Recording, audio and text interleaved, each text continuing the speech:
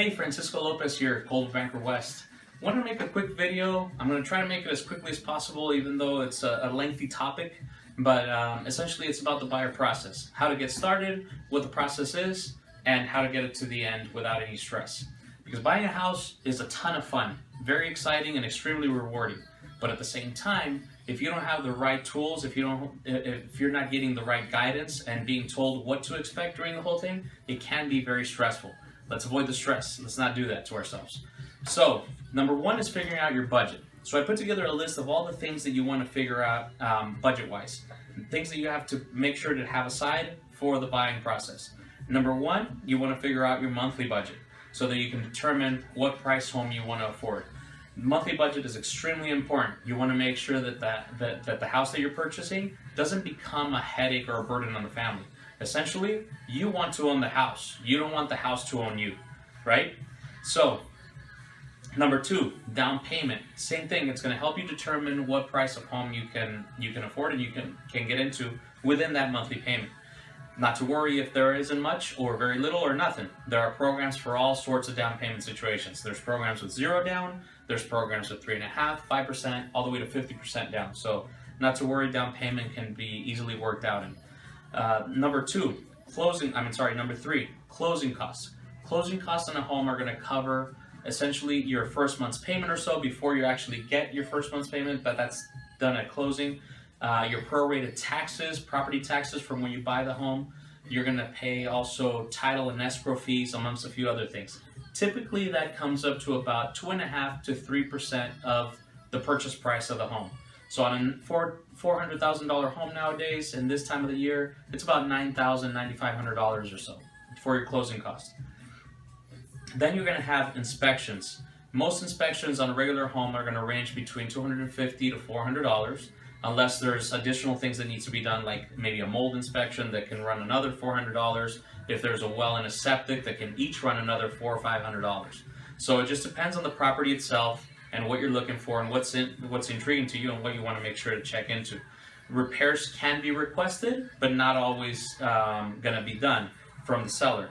But at least by doing an inspection, you know whether to walk away from something if it's going to be too much, or if it's something that you do like and you can go ahead and forward, at least you know what you're getting into. Appraisal. The lender is going to order the appraisal for the home. It's going to typically run around $500, and that's going to cover the cost of it. And it's going to make sure that the house you're buying is valued at what you're paying and not more. So if the appraisal comes in higher than the purchase price, fantastic, you got a good deal. If the appraisal comes in lower, then we're going to try to negotiate with the seller to have them bring it down to fair market value or whatever the appraisal is. If you really like the home and the appraisal wasn't able to get there, you might have to come in with the difference in cash. A lot of buyers do that nowadays just because there's such little inventory. Earnest money deposit. Upon opening escrow, once we find the right home and we submit an offer and we get it accepted for you, you're going to have to put in a deposit. Typically, it's about 1% of the sales price. That deposit is to show you're serious about buying the home and that you're committed to going through the inspections and getting the loan done and everything to buy that home. Essentially just showing, like I said, your seriousness. That deposit, if you're doing a program with zero money down, at the end of the loan process, at the end of closing, you would get that money back. If you're putting money down on the purchase, then whatever deposit you placed on the offer and into escrow goes towards your down payment. So if your down payment was going to be $15,000, you put $4,000 as a deposit. At closing, you're going to have to come in with the difference of $11,000. Hopefully that makes sense. Once you figured out your budget and you make sure that you have all these steps and everything is covered and ready to go for the purchase, just put together a list of wants and needs. A list of things that are very, very important, must-haves for you and your family, and also put a list together of the absolute must-nots. That's going to help us in finding you the right home. So, list of wants and needs and your budget.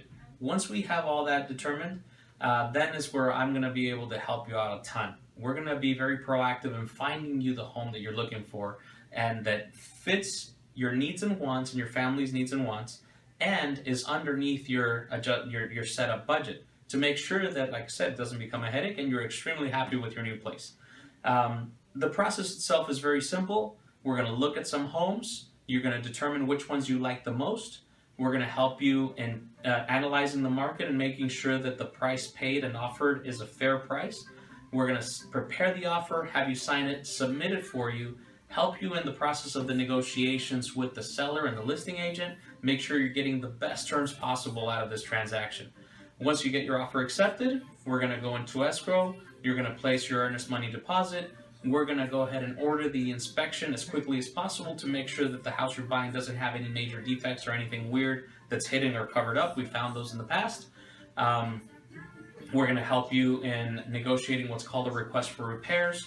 If there is something that was found on the inspection that's major, we can ask the seller to either pay for it or give you a credit to help you pay for it at the closing and once you move in.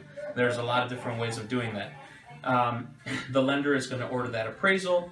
The appraisal is going to get prepared, done. You're going to get a list of, sorry, my lightsaber just went off. You're going to have to a list of things that you're going to have to go through with the lender to make sure for documentation for income and all that stuff. You probably already provided that once you went through the approval process. Then throughout that process, both the lender and myself, our transaction coordinator, and escrow will be in constant communication with you, letting you know of different things. You're going to get a list of disclosures from the seller. Essentially, the seller is going to disclose everything they know about the home, everything that they're aware of that could be negative or something bad about the home. You're going to read that list, you're going to go through it, make sure that it's all to your liking, go ahead and sign it off, and then send it back to escrow. Sign a few other forms, get everything ready, make sure that you understand every little step along the way. At any point, if you have any questions, you can contact myself, my assistant, the transaction coordinator, or the lender. We're very happy to answer any questions you might have. And after the process is done on the lending side, so your loan is going to get pre-approved, you're going to get the appraisal done, you're going to go through what's called underwriting. Your loan is going to be submitted to underwriting. Underwriting might request a few additional things just to make sure the file is 100% complete. Once they have that, then they have what's called a clear to close. They're going to request docs, which are essentially the contracts with the lender, stating what your terms are going to be exactly, your down payment that's going to the loan, your monthly payments, the term, the interest rate, everything. You sign off on that. Typically, within 48 hours after those get signed, the bank will disperse the funds, essentially fund the deal, they call it. Once the money goes into escrow is going to distribute it all over the place. They're going to distribute it to the sellers, to the buyers if you have money coming back to you, to the sales agents, to the lender, everybody that gets their cut in the whole thing. At the end, finally, of this whole transaction, they're going to record what's called a recording. Title is going to confirm that the house is now officially under your name, and all we get to do then is hand over the keys. There's a few other things. It's not that simple. We're going to do some additional inspections. I'm going to personally do a visual inspection on the home, make sure that the repairs that we requested were done, that the house is in the same condition as when you saw it the first time. There's a couple of other things, but pretty much in a big nutshell, that's what it is, and that's what you can expect. If you have any questions about any of what you saw in the video, feel free to give me a call. My number is 619-254-7238. Or you can go on my website at sdrealestatemaster.com, and we have buyer resources there, which are excellent areas where you can find properties, all that good stuff. So hopefully this was informative and it was good for you. If you do have any questions, feel free to reach out. Thank you very much, and I hope you have a great day.